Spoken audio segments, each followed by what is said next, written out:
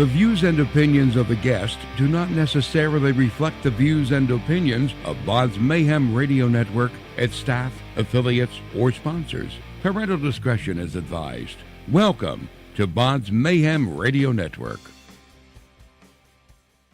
Howdy, everybody. This is Henry Derek Elis, and you are listening to BODS Mayhem Hour. Welcome to BODS Mayhem Hour, your source for all hard rock, heavy metal, new metal, alternative, punk, horror punk, hardcore, rock, and all local bands, with your host, John the Bod, a.k.a. the Bodfather. Hey everybody, welcome to BODS Mayhem Hour. I'm your host, John the Bod, a.k.a. the Bodfather. As always, I'm bringing you guys awesome interviews. Today, it is a privilege and a huge honor to have Mr. Henry Derek Elis on the show. If you like Southern Gothic, Americana, barn rock, graveyard country, blues, dark country, loner folk, his solo self-release album, The Devil Is My Friend, is out October 26th. And in 2013, Derek joined the band Scar the Martyr with drummer Joey Jordison, of course, of Slipknot. After releasing one album on Roadrunner Records, Henry went on to help form the thrash metal band Act of Defiance, featuring former members of Megadeth and Shadows Fall. Way to go, Henry. How's it going, man? Cheers, man. Bravo. That was a great intro. Hang on. It's going well. You know, just actually getting started over here, drinking my coffee. Yeah, you definitely tagged. I feel like you tagged on like every subgenre under the moon there, but whatever works, you know. Basically, you grew up in Milledgeville, Georgia. I grew up in a small town. Yeah, grew up in a small town called Milledgeville, like southern middle Georgia, very close to Macon. Now, you was raised by your grandmother, and at the same place, Blind Willie McTell and plus Flannery O'Connor passed away at. So, with Georgia having a rich history of the Civil War, and plus growing up by, and I thought this was crazy, plus you grew up by the Central State Hospital, once known as the largest psychiatric facility in the world. How much of this was an influence on this dark solo album, kind of? I mean, did this have a lot to play into it as well? Yeah, I mean, you know, whether or not I want to admit it, you know, there's in my bones and my blood, you know, the psychiatric hospital, it's not there anymore. It's been closed and condemned. But at one point in time, it was, when it was functional, you know, in the early 1800s, it was, you know, it was pretty gruesome, and it was, yeah, of course, it was at one time it was known as the largest psychiatric facility in the world, and I think even the history there, from what I've read, initially Milledgeville was supposed to be Georgia's capital, but because of the reputation that the hospital gave the town, they eventually got moved to Atlanta. And there's a lot of kind of like dark history there, and you know, most of my family worked there. You know, my dad was an electrician there for many years, and you know, my grandmother was a nurse there. It's just it's one of those things where it's not uncommon for, like, you know, small towns to have very few job opportunities. But this, at one point in time, this place was thriving, and it actually did offer quite a bit of employment for, you know, the residents. But, you know, again, whether or not I would like to admit it, it's something that is part of my history, and in some way it's definitely influenced this record. But, you know, it's kind of one of those things that, like, I guess maybe I didn't really reference too much. That's just like, you know, Waverly Hills in Louisville, Kentucky. Same thing with that location. Mm-hmm. That same thing. It prospered and it was thriving, and plus gave people opportunity for job employment at the time. Like you said, it was during a time when jobs wasn't really all that easy to come by, no matter where you lived at. Yeah, it's true. I mean, that's the case, you know, everywhere, really. Sure. You know, and which is one of those things when you get to travel and you get to go on tour and you get to do this, you see, you know, every nook and cranny of the world that you would never ever want to live, and it can get you down, you know, and but you know that small town mentality overall, that's something I've been running from my entire life, and it's definitely played a part in my artistic endeavors. Now, you're normally in rock and metal bands. What led you back to play this style of music, Derek? Was it being part of Sweet Meat Love and the Holy Cult? Durbo was part of this band called Swans that were really, really important and influential for me. So, I mean, to be honest, I've always played all kinds of music, and just because I definitely, the older you get, I think you're not as hard. You try not to be hard on yourself and put boundaries on what you do, and try, I try not to define what I do too much, and not stylistically, all across the board. Just like I try not to have any kind of ego about it. But I mean, to answer your question, I've always been interested in all kinds of music, and I've always played all kinds of music. Maybe not in the forefront, maybe not in the public eye, but it's something that's always been there. And I don't know, like being in rock bands for years, being in metal bands, that's just that's something that happened that I probably like early on was exciting for me, but I don't know, I never wanted to be like one of those artists or a musician that you could put in one category and you could stick in one corner. You know what I mean? My tastes are just so far beyond that, and I really have no interest in a lot of like current like modern metal bands out there or whatever. It's just something you don't think about, I guess, as you get older and you keep playing and you hope you can evolve and grow as a musician, or as a person for that matter. So that's something that I'm very conscious of now. It's less about the stylistically about what kind of music. It's about the content and about the artistry involved, and all those things are super important to me now, which I think again go far beyond a lot of rock and metal bands. So for you, what's impressed or excited you the most about making your solo album, The Devil Was My Friend? Is there anything that stick out about it for you? Is there anything that's caught your eye about it possibly? Well, it's hard for me to say in a way because I spent a year and a half, almost 2 years making the album, and a lot of the songs I wrote over the course of years, many years. And then, sometimes I don't even like to finish the song until I'm in the studio, and then I like to, push it as far as it can go. And it's really hard to say. I think a lot of things happen organically. I think subconsciously, there are pieces of music that kind of came out spontaneously in a way, but that's exciting. That's kind of like that's kind of what drove me to make the record. Is like I didn't really know how the album was going to turn out, which is why I recorded 16 songs, or had 16 tracks total, which is why I put out an EP, because I knew a lot of those songs were going to be somewhat drastically different or have like a brighter tone. I knew the album was going to be dark, and I knew it was probably going to have to be a little weird, just because that's me. It's hard to say when you're in the middle of something and you've lived this thing, and you've built like this world in your head where you've just been really so focused in getting this stuff out, But I honestly, at this point, I just want the listener to really, make their own judgment. And, of course, like I would think that would mean that a lot of listeners coming from a rock or metal background or whatever would have to be very open to what they're hearing, and hopefully not judge too harshly. But I feel like it's bigger than I am, and that sounds kind of silly, but if you're creating a piece of art, it's an extension of you. There's aspects of your personality, are going to be there, but in a way it's bigger than that, and I think it defies explanation.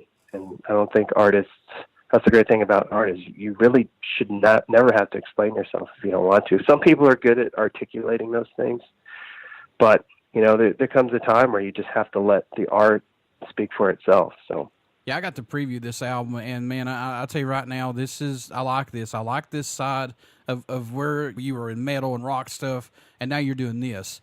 I like this, man. I really dig what you're doing. Cool, with man. this. Thank you. Yeah, What's Left of Us is great. Sing for the Dead Man, this new video that you got out, this is awesome. Weeping Willow, the whole album is just great. Folks, I'm not just saying it. If you get a chance, I'm telling you right now, pick this album up. It's a little different. It's a good fresh breath of air. That is for sure. So give this a chance. What was Thanks, man. I appreciate that. No problem, man. What was it about the song Sing for the Dead Man for you to say, we're going to pick this to be a video off this album? What was it for you to handpick that one? Overall, I think the atmosphere and the tone of the song, it's very somber, and it captures I think it definitely captures a very specific kind of vibe, and lyrically it had a lot of religious imagery, and coming from the Bible Belt from the South, there's no way I could escape that. And I think there comes a time where there's an old saying, it's like you write what you know, but you also carry these things around, and it becomes a burden sometimes too. But I think you can use these things to your advantage, and I just knew that we could pull off an interesting video, and whether it's the highlight of the album or not, it's hard to say. I think it's subjective, and it's all about preference, But I think when you're making a video, it's important to think about, visually what you're going to do. And I just had so many ideas for Sing for the Dead Man, and good friend of mine, Reggie Thomas, was down to direct, and he just kind of he was just very open to all my ideas, and I think that's important too. So really that's how it came to be. And plus that was shot near Joshua Tree, is that right? Yeah, right outside Joshua Tree, California. That's what I thought. In the desert, obviously. Right. That's what I thought. Yeah. For you, are there any songs off the album that stand out more to you than as of right now possibly? I mean, I know these are picking your favorite animals or favorite collectible, but are there any that stick out for you? Well, I don't know if I have a favorite song on the record, because they all came from different places at different times, and I really did. At the end of the day, I tried to make a cohesive album. I know there's a lot of shit going on, and it's not easy to do when you have so many ingredients, and you're so many influences kind of collectively. But overall, I think there's something about the title track that I was really proud of, in the sense that I didn't really know initially where I was going to go with that song, but I knew that it was going to be a murder ballad of some sort, and I think that's the one. In my opinion, that's the one thing missing from popular music, and it's someone needs to bring back the murder ballad. It's such a classic. It's just it's one of those things that you hear in a lot of classic country or folk music, and I feel like there's a real place for that. I just wanted to kind of pay homage to that, I guess. But it's like I was saying earlier, it's just so hard to really grasp what I was going for ultimately, or what my favorite song is. It's because I was just living in the middle of it for so long. Maybe I need to take a step back. Maybe if you were to ask me a few months from now or a year from now or whatever, I could probably give you a better answer. Can we see more music like this from you later on down the road? Or are you working on anything else? I mean, I know this came out. I know you've been selling these songs for a while, but are you still wanting to go down this path? Yeah, no, this is a mainstay for me. This is my music. This is me. Okay. It's not some band. It's not manufactured. It's not prefabricated. This is me and my music. So of course, this is the mainstay. This is something I'm going to be doing, from this point forward. No matter what other projects I'm doing. I mean, of course, I'm always going to be involved in other projects and other bands, and I just want to be as creative as I possibly can. But this is something that I have control over, and that I have the final say. And artistically, it's something that I can put my stamp on.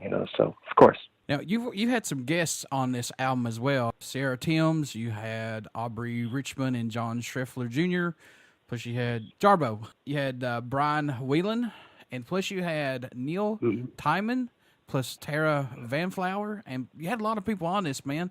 How was working with all these folks and getting them on the album with you? Well, I mean, you know, the great thing about living in Los Angeles is you have a lot of amazing musicians in your backyard. Sure. I mean, and the thing is, like, I didn't set out to have any, like, names on the record, you know. I didn't set out to, like, go after this person or that person because, you know, I don't want it to have, like, you know, a name on the record. That's not it at all, you know. I mean, the most important thing for me is the quality of the musicianship, you know, and I wanted a lot of instrumentation, and I knew that would take a lot of people, you know, that just takes a lot of session players. Thing is, I played as many instruments as I possibly could. You know, I played most of the instruments on the record, but, you know, I also wanted, you know, female vocals, and, you know, I knew that pedal steel was going to be a huge part of the sound. And, you know, I mean, having Neil was great because, you know, there's really only one, you know, section on the record where I'm not playing guitar, you know, and that's, I thought it would be cool to have like a guest guitar solo on like the rocker, you know. There's a few rock moments on the record, but yeah, I thought it'd just be fun, you know, and I think that's part of like recording and part of the process is that you want to make it fun, especially when it comes to a lot of, you know, sonically, a lot of these songs are, you know, the darker spectrum, you know, kind of heavy in a way. It's heavy content, not heavy sonically in terms of like, you know, massive guitars and things like that. But I mean, there are, again, rock moments, but, you know, it's just, I wanted to make it a little light and fun at times too. So that was a big part of it. And, again, it's just, I really had this vision to create a very dynamic album, and that required a lot of instrumentation, you know what I mean? Do you like this side of recording albums? Because you produced this album yourself. Do you like this, man, of having the freedom to do it whenever you want to? I like doing exactly what I want to all the time. I wish we all had that luxury, right? You know? Sure. Yeah, I do. I don't like being told what to do, but, you know, that's that in a way it was kind of a luxury doing this because, you know, I was able to do what I wanted when I wanted. I knew exactly what I wanted, and I had a good friend that helped me co-produce this record, and he engineered it, my friend Steve White. He gave me that freedom to do that. You know what I mean? When you have that kind of relationship with someone, that's invaluable. So it really helped me, you know, all across the board in achieving, you know, the sound that I wanted. What do you hope the fans take away from your music, or message you hope that they hear while listening to this, or just any of your music? Well, first and foremost, I hope it's enjoyable. Secondly, I think it should be a journey. You know, I think, you know, in this day and age where everyone is so like completely blindsided by, I mean, everything's so oversaturated with fucking tracks, and like no one makes albums anymore. You know what I mean? It's like, right, yeah. It's like, oh, here's a single, here's an EP, here's a, you know, spend 3 minutes of your time to listen to some, you know, mindless pop song with no substance whatsoever. I think I just want people to enjoy the ride, you know what I mean? And whatever they get from it is perfectly fine. You know, it's really open to interpretation in so many ways. I know you've been in music for a long time, but doing this solo album, have you seen yourself grow more musically, or has it just been more of a personal growth for you? Both, you know. Well, first of all, I never want to stop growing as a person, as a musician. You know, in a lot of ways I feel cheated, you know, from my background, from my upbringing, just, you know, not having the I mean, I think so many people like have really not having the education that you should have had, or, you know, the stability, or the, you know, not having the confidence to do something because you don't have like formal training or this or that. And of course, now I'm a firm believer that you don't need any of that. You know, being creative is far more important. But I think a lot of things came out in the recording process that I didn't know were there, which is always a pleasant surprise. You know, like, you know, when I picked up a mandolin for the first time in the studio, and I was like, oh yeah, this is cool, this is fun, I can play this. And, you know, it was exciting to do that and to create, new sounds. And I think, yeah, I would love to really just keep like pushing myself and kind of, use the building blocks that are already there to just really kind of evolve the sound, Mm-hmm. When you're going into the recording studio, do you do anything differently during that writing and recording process to help keep your mind fresh and open to new ideas? Do you do anything differently, possibly? No, not really. I mean, the wheels are spinning all the time. I feel like if you're a creative person in some way, shape, or form, when you're not working, you're working. I feel like I just feel like if you're, natural born, kind of like, if you have that kind of, spark and that creativity, I think you're always working on something. And that's what it seems like for me. I'm always writing down lyrics or, I'm always fishing for ideas in a way. And then, but really, ultimately, in my experience, the best songs always kind of write themselves in a way, and they come when they want to.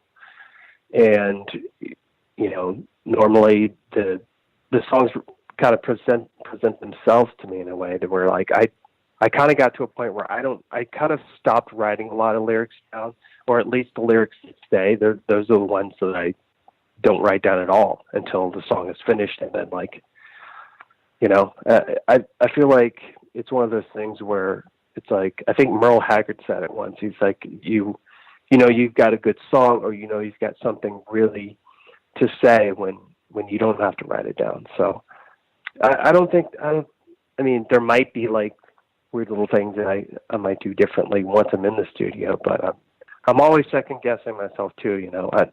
Some way I'm a perfectionist, even though I realize I'm not, the best musician.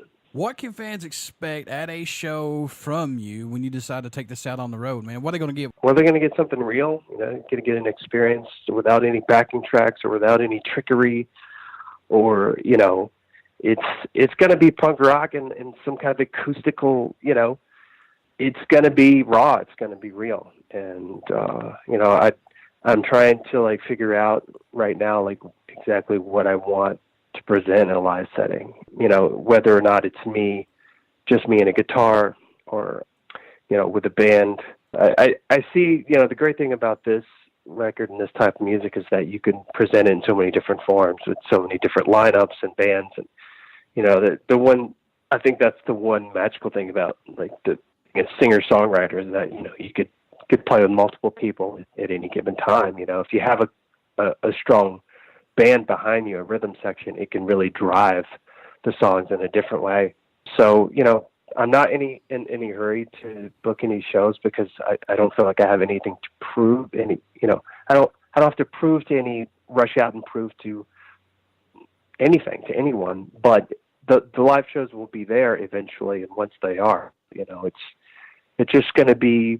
I think it's going to be this like presented in a different setting. Like I might not be able to have all the organic kind of instruments there, the acoustic instruments, but the organic aspect of like really kind of just being open to improvising things here and there, that's going to be there. But for me, that's always been an exciting thing about playing live. You know what I mean? It's like anything can happen at any given time. And if you're not playing to, a click track, or, if everything is not perfectly on the grid, I think you have a lot of freedom there. So now I've seen you posted on social media a lot about this album.